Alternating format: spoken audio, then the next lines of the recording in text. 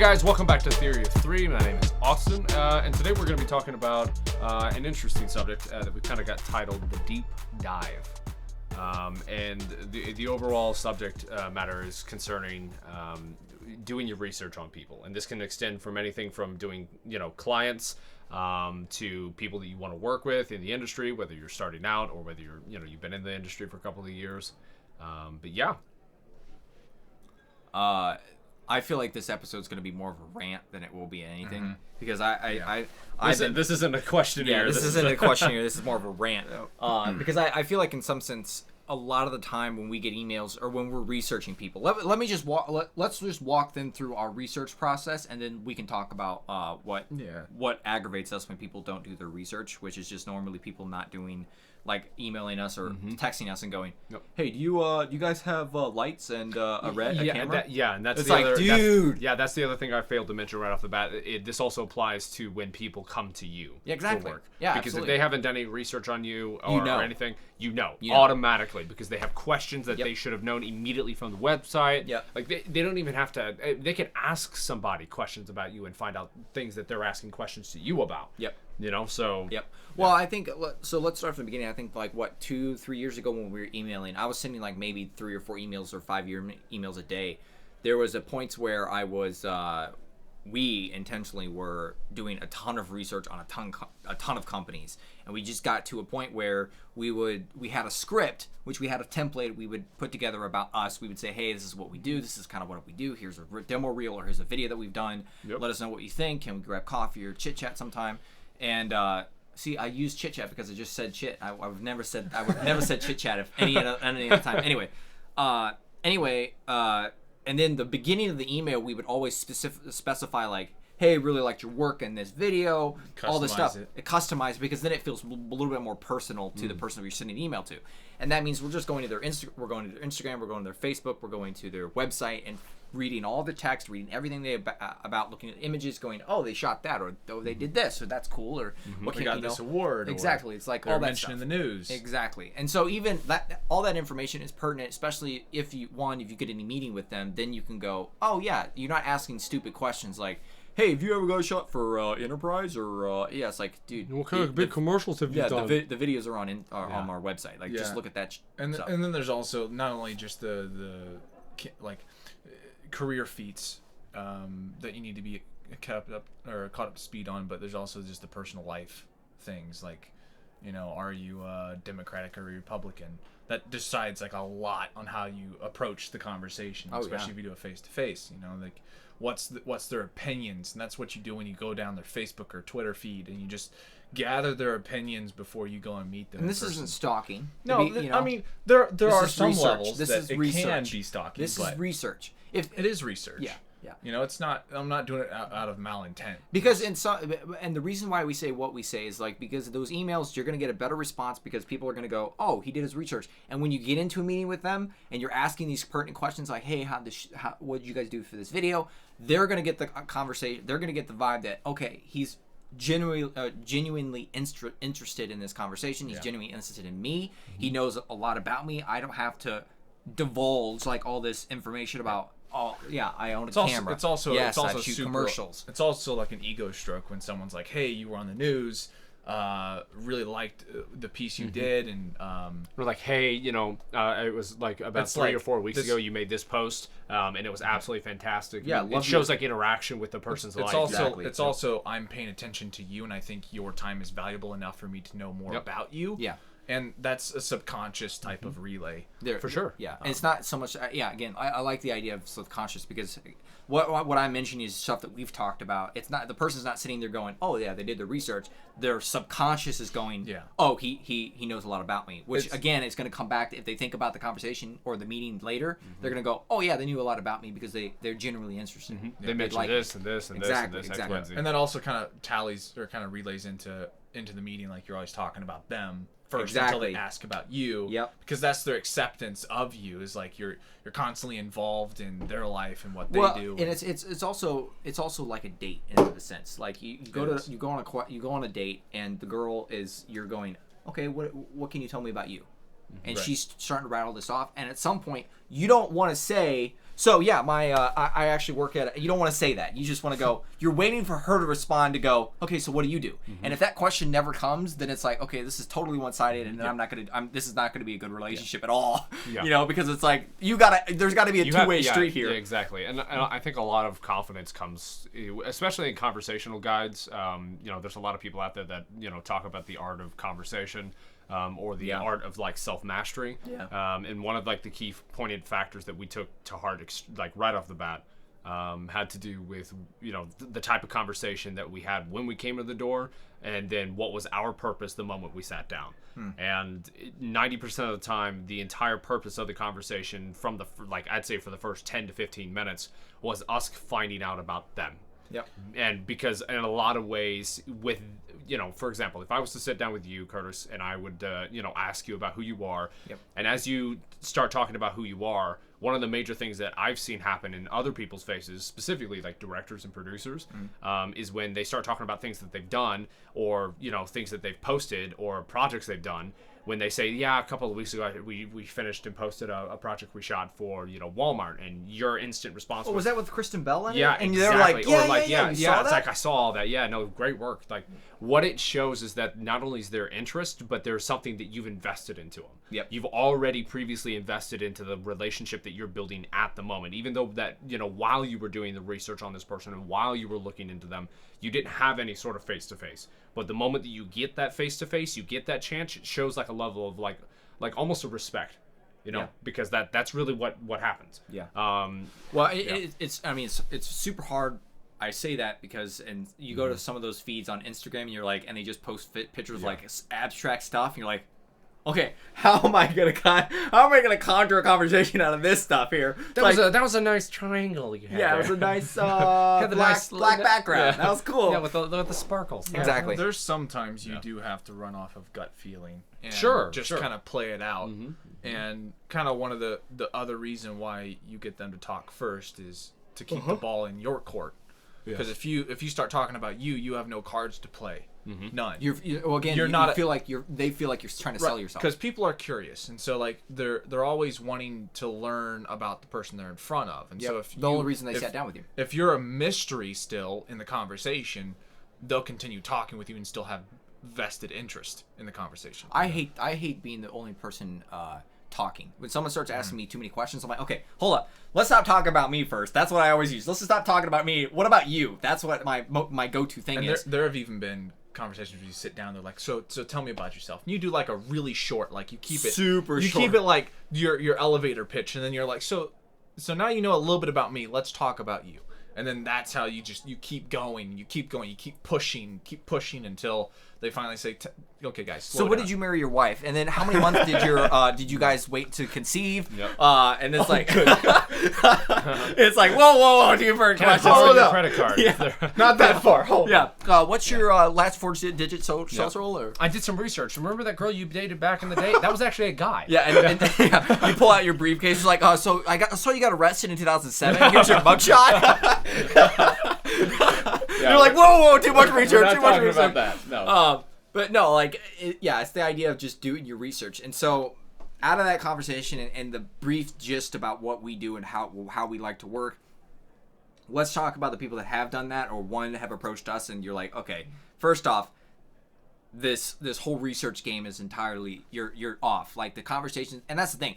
And I think we've strived that on every single level that we try, especially the first interaction you have with this person, especially if you're you don't want to tell them you're trying to sell them, but you are technically trying to sell them in a sense of like, you're not going to say, hey, we'd love to work with you. You're just like, hey, we like what you guys do. If you ever consider working with us, let us know. But you're just trying to get FaceTime with them. You just it's like a familiar face is going to be what they're going to go. Yep. Oh yeah, they're good guys. Yep. They do good work. Yep. Done. Boom. I mean, we've experienced this where to such a scale where we met people, sat down, had a great conversation with them, met several times after with them, and didn't work for them or with their company for another year or two. Yeah. It was a long-term investment. Which again, like. Yep. We didn't try not to work with them. We didn't go, you know what? Goal. We're not going to do that. We're going to wait a little bit more.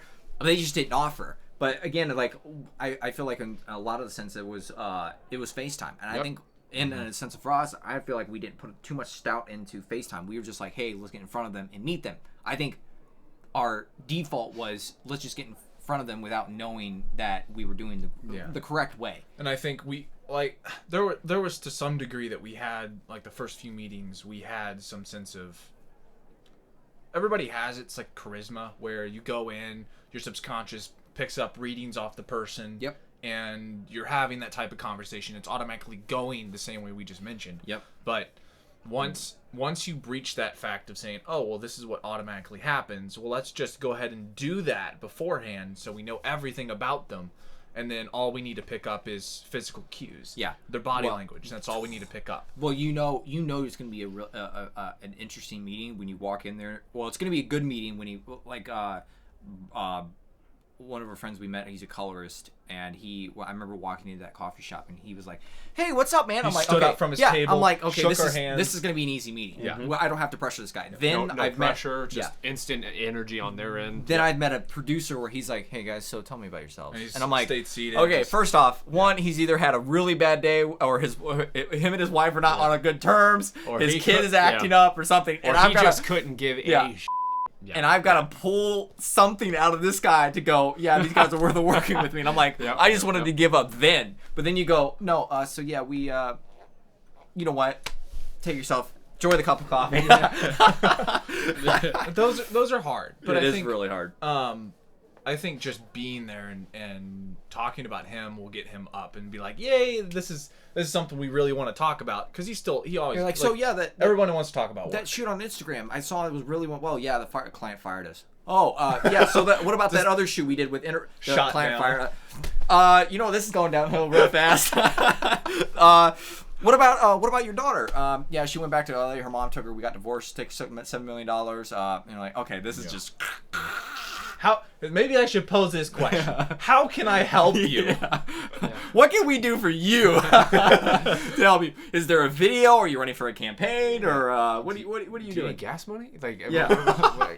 what, man, you make me feel bad. Yeah. No, Here's a lottery ticket, like- actually. Try your luck. like, I do feel as though, like, in a summary of pretty much what we've said so far, like I don't think any of us can stress the importance enough about FaceTime, and like, you know, bouncing off what Curtis said, there was I think a point in our like building the business where we just foolishly were like, oh well, we would rather meet with them because we hate writing emails. And even though we didn't understand it at that point, that was the best play. Yeah. And, you know, now that we've, you know, gone through this and we've experienced the meetups and, you know, the face-to-faces and the, you know, the conversations. I mean, for me, I absolutely love meeting up with people. I think that's the most healthy way for my brain. I absolutely hate emails. Phone calls are perfectly fine. I would rather make a cold call than do an email. But that's just my personality. And I think everybody agrees. Like, I don't think any of us like writing emails. I don't think that's fun. I don't think it's fun, but I think it's I think necessary. it's Oh, it's necessary. absolutely, it's a in terms of necessary legal. But I do think that, like, once we made the decision to do FaceTime with people, when I mean FaceTime, I'm not saying FaceTiming them. I'm saying All of just these independent independent people are like FaceTiming all these FaceTime companies. is like, we got FaceTime. What? Wait, man, I have not been using my Apple correctly. No, it just getting face to face with them, having face to face time. And when we started doing that, I think a lot of our reputation came from that. And I'm not even joking. I feel like doing that, people started saying, like, you get around. I remember hearing that phrase so often, like, you get around. Oh, yeah. You know, and it's because we were putting the time in and like chasing people down. in I our will city. say we are the only company in St. Louis that works with, I don't know, probably everyone. 70%. Yeah. 70% of the people here. Yeah. 70, 75%. They might not know Louis. we might not know them, but they know who we are, Yeah. which I get that a lot. It's like, and oh, we know who you are, and we're like, oh, hi. Oh, hey, Yeah. what now, huh? Yeah. I think some of that comes from exposure on social media as well. Well, that and people recommending you and Yeah. talking about you. Yep. Like Yeah. once you start making friends with people that are, and it's that FaceTime, because then they're gonna recognize your face as a trustworthy, you know, name that you're gonna deliver. Like the idea is just like, you know, that. But again, like back to that bad scenarios of people contacting us and going, Yeah. do you want a camera? No, yeah. I have had my fair share of scams, and my brothers can attest. God. And I've fallen for 2 of them. But let's not go into the point is that a lot of people don't do their research, especially when they contact a company. And if you're contacting any company or you're looking to work with someone, do your research, do your due diligence. Please. Sit down with them in a face-to-face, whether it's at a coffee shop or at a local brewery or whatever. Sit down with them and talk with them. There's a lot that gets expressed face-to-face that just doesn't get expressed on that text. And we'll know if you're an idiot. Because if you come up to the meeting and you don't know about us, but you ask for the meeting, then it's like, okay, one, he's not prepared, or two, you're just wasting my time. End of story. It's like I'd rather be, drinking a cup of coffee myself alone, you know. But again, like it's just being respectful for the person that you're asking the time to meet up. Yeah, and there will be people, if you don't know how to do it and you're at a meeting, there will be people who will listen to you and hear you out, and then they will never call you. They will never talk about you because they like, I would listen to someone even if they didn't know, I'd still hear them out. Yeah, but that's me. But it's the same thing with our wives. It's one in ear out the other. It doesn't go to the brain. It's like, what's your name? Mark. Where do you work? That's a joke, by the way. I did not mean that.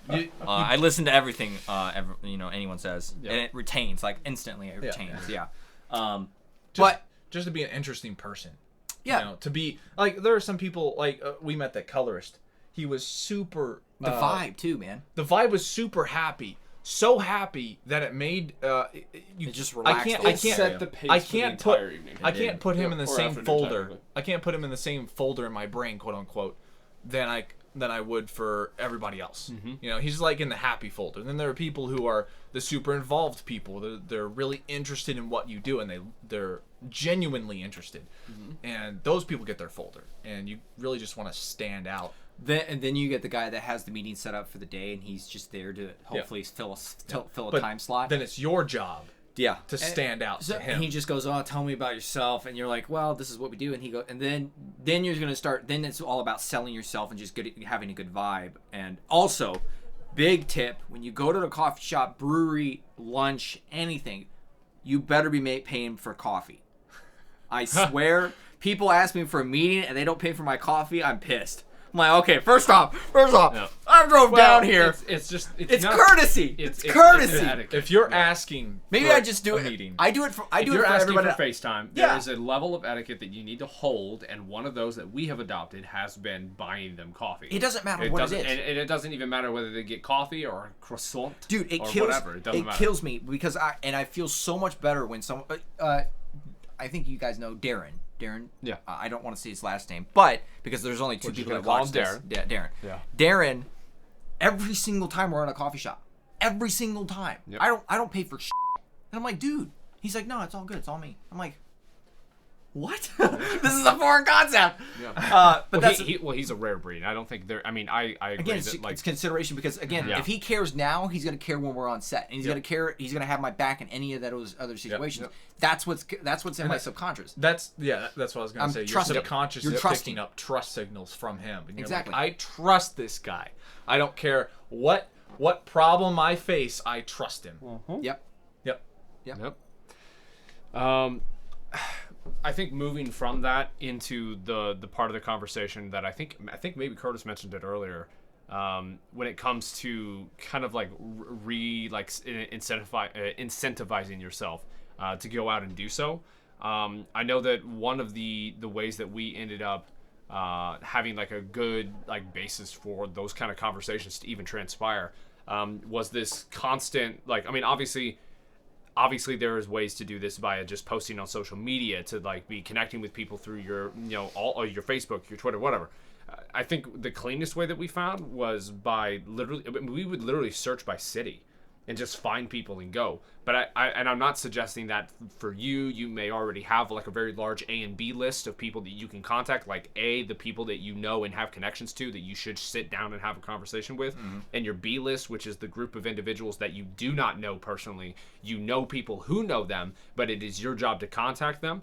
I think one of the best things that we chose to do when it comes to contacting individuals is to do it ourselves. And we never went through other people to get in contact with them. I never asked another director to say, hey, can you hook me up with this person?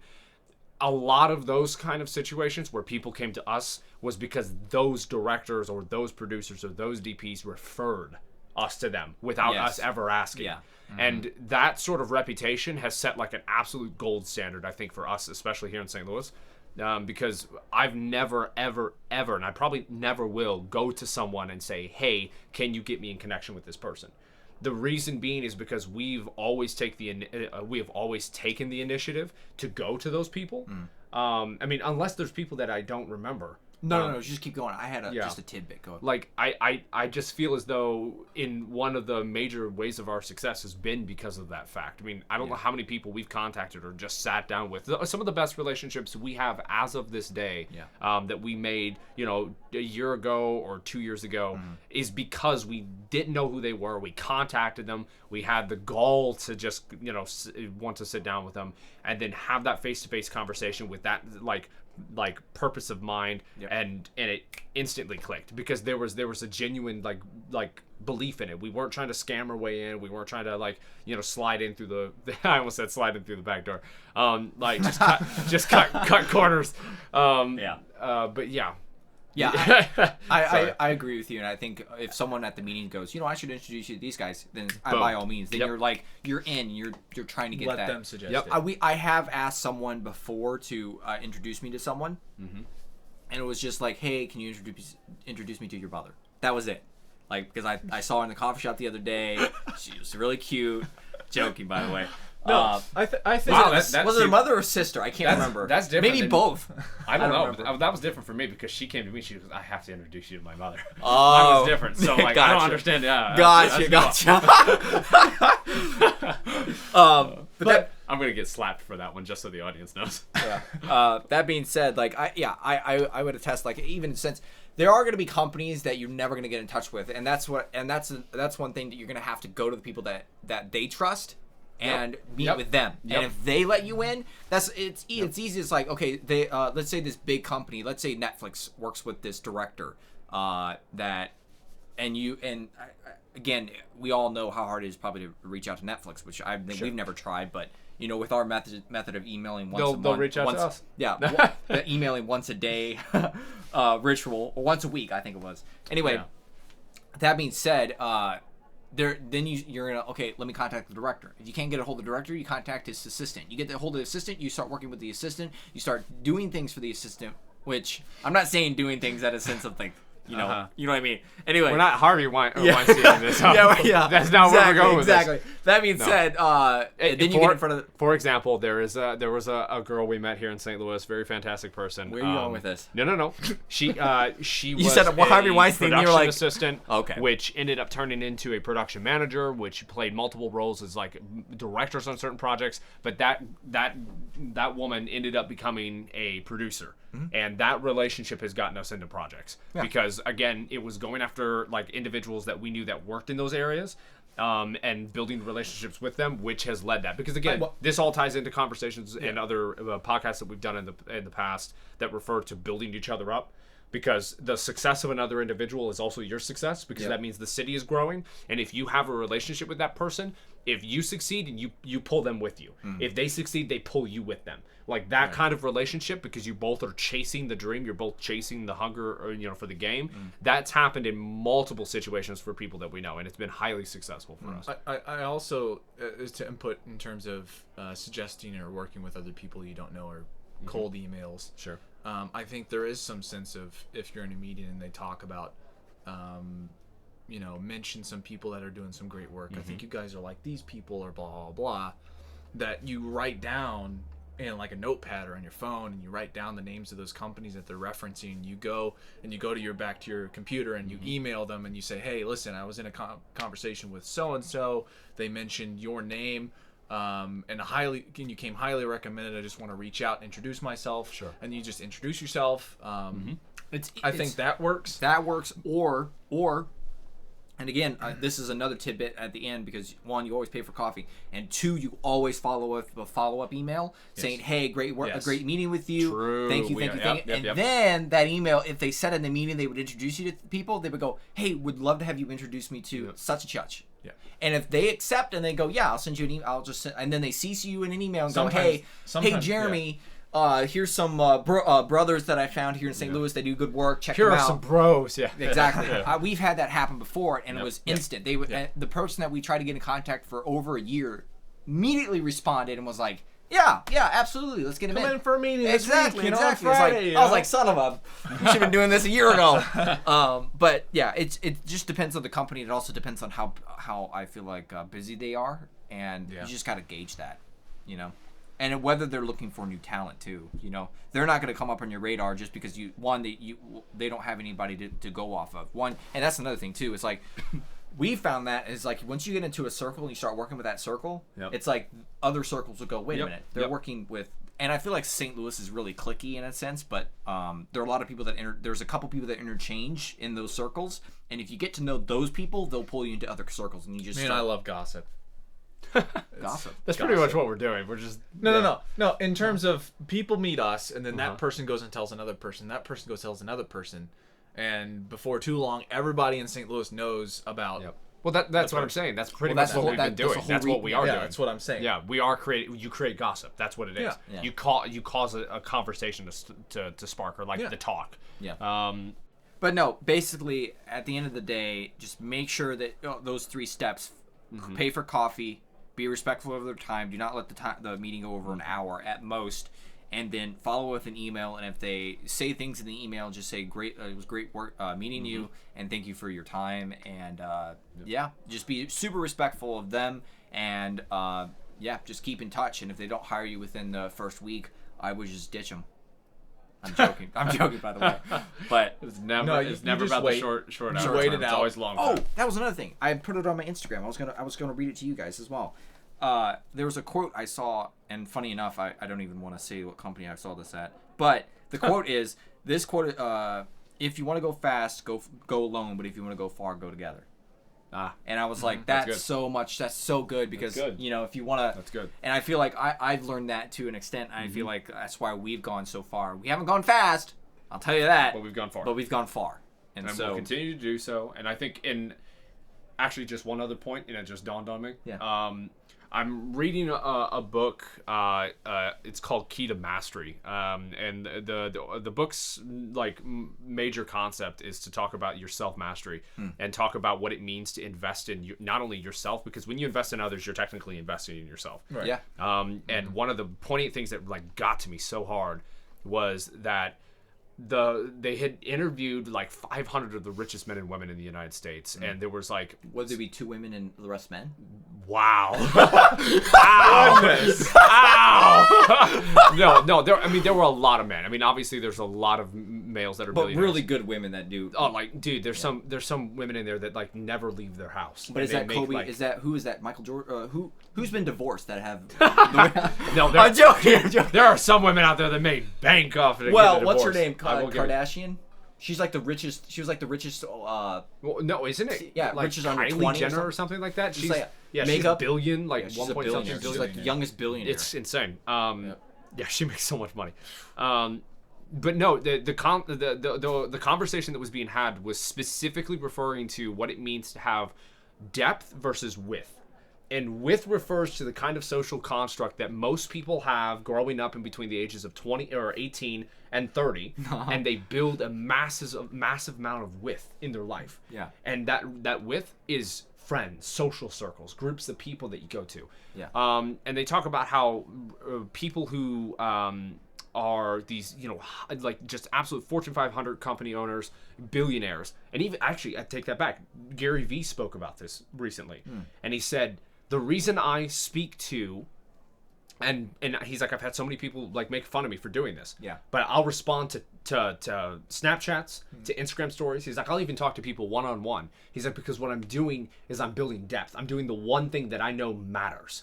Yeah. I'm giving to the thing that I know that matters. Yeah. He's like, because when I die, I'm gonna leave a legacy behind myself, not an empire. Yeah. And that, along with the massive riches, talking about building depth in the people that you know, the people you respect, the people you love, because those people are going to grow with you. Some of the richest men in this world that are alive today built companies and entire empires because they had friends that would stay close to them. Whether they broke apart, it doesn't matter. Like loyalty built things together. Yeah. They built a movement together. They built a vision together, and they chased it. And he brought those people together with one intentional purpose. Yeah. That dude, that got to me so hard. Yeah. And that ties in exactly what you were talking about. But yeah. Yeah, I guess this is the segment where we talk about movies and things that we've watched. Yeah. I watched Chocolate Rain again for the first time in like 10 years. Chocolate Rain? It's the song that was released on YouTube. It's like 10, 12 years ago. It's like a classic. My God, dude, it took me back. YouTube seems to be like, it's weird because all of us millennials are starting to experience the whole like deja vu where time's gone by, and all the kids that had no idea what original YouTube was like or too young to remember are now like 18, 19, 20. Yeah. Like, dude, if you're born in 2000, you're going to be 20 this year. Yeah, I know. It's crazy. Like, what? But yeah, I think I don't know what you guys have watched. I mean, is there anything you guys have seen recently that you were actually impressed with, or things that you're gonna go see? We're gonna go see 1917. We are Friday. We're recording this Thursday. Yeah. And then I've heard so much about that movie. Yeah, I don't want to spoil it, which we'll probably talk about it more next week after we see it. We will. I was hilarious. I did watch the featurette of it before I even watched the film. So, yay. It's good. But it's really good. It's amazing how they shot that. Nice. I went and rewatched the Pirates of the Caribbean just because of how much this controversy with Amber Heard and Johnny Depp. Forgot how good. Forgot how good those movies were in a sense. Like the idea, how classic they were. How good. Like yeah, the idea behind them. Dude, you know what makes me mad? And I just realized this. Imagine how good the 2000s to 2010s were. Like 2000 to 2010. Imagine how good that was. You had like Lord of the Rings starting it. You had a Harry Potter. Mm-hmm. You had Pirates of the Caribbean. Mm-hmm. You had all of the brand new Netflix and HBO series. Like you had True Blood. All these like classics, like where everything really began. They didn't have Game of Thrones. They didn't have Peaky Blinders. They didn't have. But still, it was good. Like movie wise, they were killing it. Honestly, right now, I feel like people don't understand how. Again, people probably didn't think of Harry Potter being a really good series until like the end of like 2012. You know what I mean? Like I feel like people look at that. Yeah. Well, people like the beginning of Game of Thrones. People like barely watched it until like it was like season the third. It was like season 3, season 2, and then it blew up. Yeah. You know, and I didn't hear about it until it was like season 4. You know, that's how outdated I am. But that being said, like in a sense of like once it starts getting a following, and then people are like, oh wow, this is a really good show. And then after it's done, people are like, that was such a great decade. We're never gonna have a decade like that again. And then we have another one. Because right now I think the gold now is in TV shows. Right now it could be The Witcher. It could be it could be a multiple plethora of any of these shows that are coming out right now. It just which one's gonna bomb first? You know, is my question. Sure. You know. Yeah, I mean, I haven't really watched any films that I can say that are interesting. Talking about Johnny Depp, I ended up watching like 2 weeks ago. I watched The Tourist. It was Johnny Depp and Angelina Jolie. The Tourist. Yeah, it's interesting. I actually really enjoyed it because it's kind of an odd movie. It wasn't something I was expecting. But I actually kind of enjoyed it. But no, Philip mentioned this just about right before we did the podcast, and I'm gonna hype on this for like 30 seconds, and that's it, because I'm gonna cut it. I'm gonna keep it short and sweet. There is a new TV show out on Netflix. It's done by a Norwegian company called Sam Productions, which is interesting. The way they spell it is dope. Yeah. But the show is called Ragnarok. And the overall like theory behind the show is that it delves back into a world of what they call the Old World, and it's where in Norse mythology the gods fought against the giants, and that's where the gods ended, like the whole end of the gods. I mean, it was Ragnarok. Thor was the giant killer. Like, period. Yeah, Thor was the giant killer. Yeah. But that whole relationship and the story is set where this mother and her 2 sons, their dad had died at some point a few years ago, and they had moved to this new city. And this city happens to be the very last city that existed before Christianity took over as the primary, like, and the only religion in the country. And it was the last city that had the last like temple and like high mountain and like. Yeah, it was kind of crazy. But I won't give any details away. All I can say is that it was the first time in a very long time that I've watched a show that three things happened. A, I had no idea who the cast was, and getting to see brand new cast is absolutely enthralling. I absolutely love that sort of thing. It's refreshing, it's new, and I don't know what to expect, right? I've never seen the facial expressions before. It's all new. Secondly, it's all in Norwegian, like in like the Norwegian language. I don't even, what is that? Norrish? I don't even know what it's called. Anyway, the point is, like, it's absolutely fantastic. I absolutely love the language. I think it's great. You can listen to it in English, but I love doing the whole subtitles thing. Makes it more authentic. Yep. Third, whoever shot it didn't do an A+ job. And I absolutely love the fact they didn't. Because the way it's set, where it's set, the beauty just surround. I mean, the city is like built on a river. And then everywhere else is ice-capped mountains. Like the highest mountains you've ever seen in your life. The most beautiful landscapes. And it just brings back to a call to like our heritage, you know, through the Scottish and then into Viking bloodline. Like I absolutely love it. I just... It's beautiful. If you could see us right now, we're in full Scottish kilts. Yep, I'm sitting here. Knives like, adored. Yeah. We got the wackest haircuts right now. Big beards. Yeah. I know we sound normal, but we are not. Meet us in life. Might as well. But no, and put the bagpipes actually, away. We don't need to play those. I'm stupid. There is one other thing. The music. The music is absolutely killer. I don't know who composed, but whoever did mixed like modern music, and like every little bit it'll completely change into like full on like old Viking sound. Like the horns, the way they do the stinking horns in this thing, and the voice and the vocals, dude, it's so stinking good. I'm a fan of any show that's not Disney, so I would definitely recommend it to some. I don't think it's a PG film, that's for sure. It's R-rated? No, it's not R. I mean, there are a few F-bombs every once in a while, but it's very rare. Nudity? There's some, there is some. As in chest up, chest below. No chest below. There's one dude that walks around like completely naked. Butt naked. Yes, but he's doing so because he's a god, pretty much. Oh, in some ways. that's yeah. So it completely justifies. I mean, obviously, so he's what not god wouldn't work? He's not a man in a sense. You can't take that. Well, you don't see anything that says I am a man. You just know he is. Oh, gotcha. But yeah, so it's like Sherlock Holmes of whatever, Sherlock Holmes. His brother. It's fantastic. It's absolutely fantastic. And I think it's a great show. It's new. I don't know where they're gonna go with it, but it does a twist on a story. Episodes? It's about 9. 9 episodes. How long? 30 minutes. 25, 30 minutes, 40 minutes. Yeah, they range. I think they're not all the same. Okay. I absolutely love it. It's not really a coming to age story. That's the best part. It's a boy who is confused, has no idea what's going on, and for the first time in a long time, I've seen a show the other side of what it means to be somebody that's special. Because there's so many downsides. When nobody understands what's wrong with you, no one understands how it is that you do the things that you can do, why you've changed, why when you showed up in this city that all of a sudden you can do things you've never done before. Him discovering things as the audience is like, oh my God, he can actually do that. Holy shit. There's so many moments like that I absolutely love it. Yeah. And it doesn't feel like a child's film. That's the best part. It feels like in some sense like you're telling it from the their perspective, like autism, like the same thing. I'm not expert on autism, but from what I've read, people are like, I'm not stupid. It's hard for me to communicate. He's like, it's hard for me to know I'm not a but he's like, everyone acts They're like I'm gonna get retarded. so offended you said that word. Yeah. Am I? Yeah. You're gonna have to bleep that out. Oh, it's so. We're not gonna even get into that. PC I'm culture not everywhere. Political correct. No. But yeah. I have to say, is Bill Burr. I saw a video of him and back quite a ways back, and he was talking about being political correct. Yep. He was like, he's like Bruce Jenner went from what was it Bruce Jenner to Kylie Jenner? No, to Caitlyn Jenner. That's it. Caitlyn Jenner. And he was like, so he's like, that happened this year and that was big. And he's like, most people were like, he's like, it felt like people were just like, yeah, accept it. He's like, I can't get over that. He's like, yeah, he walks out, comes back as she, and she sits down and goes, oh yeah, so Jenner, we were talking about it. And he's like, people don't, he's like, it's gonna take time for me to go, yeah, I'm supposed to address you as a woman now. He's like, you just walked out a Marine, like a beef of a man and comes back a woman. It's like, yeah, I'm supposed to act different. I was like, I don't know what.